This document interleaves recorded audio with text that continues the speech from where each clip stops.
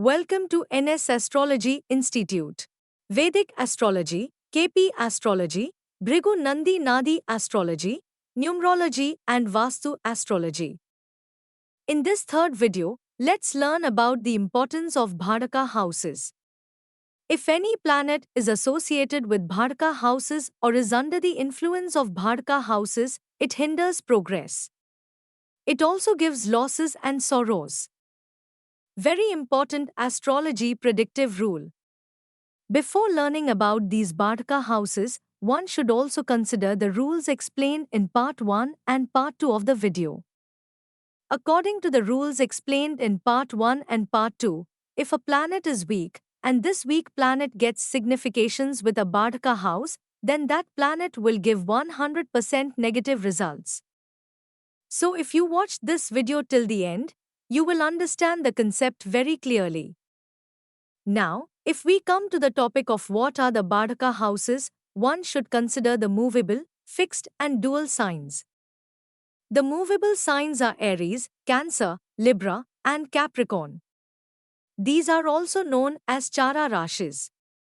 If the ascendant is a movable sign, then the 11th house becomes a Bhadaka house.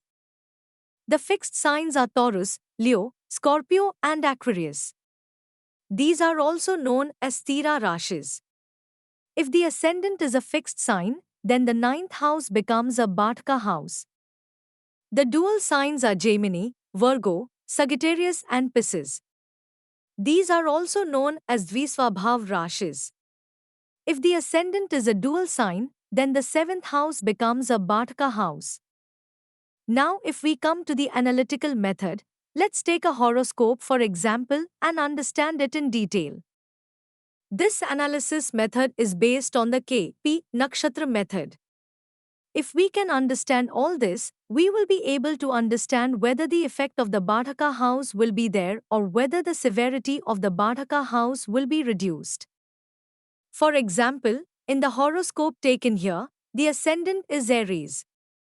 Therefore, the 11th house will be the Bhadaka house of Aquarius sign. Although Saturn, the lord of Aquarius, is in Pisces, it can be understood that it is in the 11th place according to KP. Even in that, Saturn is in its own star of Uttara Bhadra. Here Saturn is the lord of 11th house who is placed in the house as per KP method and additionally placed in its own star. That is, Saturn has become third time significator of the 11th house. Since Saturn is in the 11th house for the third time, it can be understood that Saturn is very strong in the 11th house. Since Saturn is strong in the 11th house of Bhadaka house, the lord of the Bhadaka house here gives good results. That is, Saturn is not under the influence of the Bhadaka house. Therefore, this Saturn here will definitely give good results. If Saturn is under the influence of a Bhadaka house, then the results during the Mahadasha, Bhukti, and Antara periods related to Saturn will be negative.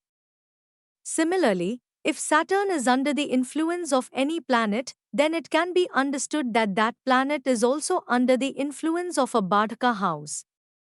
The main thing to understand here is that in the part 1 video, we learned which planet and which house is strong.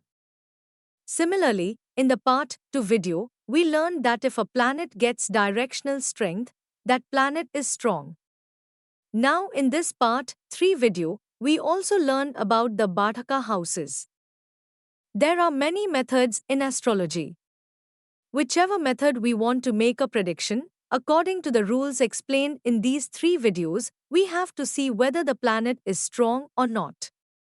If it is weak, then that planet will definitely give 100% negative results. So, apply the rules explained in these 3 videos and note which planet is strong and which planet is weak. In another video, that means, in part 4 video, let's take these rules into consideration and learn about the events in predictive astrology. If you like this video, you can click on the like and subscribe button. Thank you.